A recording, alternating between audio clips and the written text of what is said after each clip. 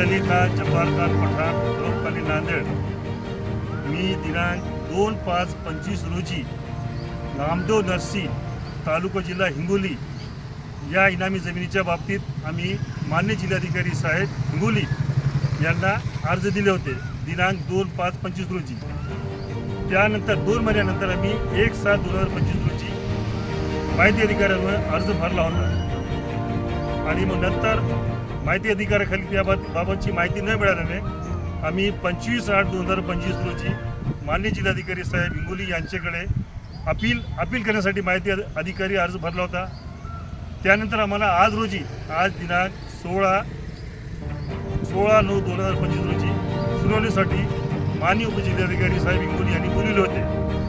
त्या अनुषंगाने आम्ही त्यांच्या दालनामध्ये त्यांच्या चेंबर ऑफिसमध्ये जाऊन त्यांनी सुनावणी घेतली असता त्यांनी सांगितले की सदरच्या बाबतीत हे माननीय उच्च न्यायालय येथे केस चालू आहे, स्थगिती आहे, सदर प्रकरणामध्ये स्थगिती दिली आहे आणि जनमाहिती अधिकारी यांना त्यांनी सांगितले की यांना तात्काळ 15 दिवसाच्या आत त्यांना माहिती उपलब्ध करून द्यावी। तुम्ही माहिती आतापर्यंत का दिली नाही त्यांना सांगितले, त्यांना जनमाहिती अधिकारी यांना सांगितले।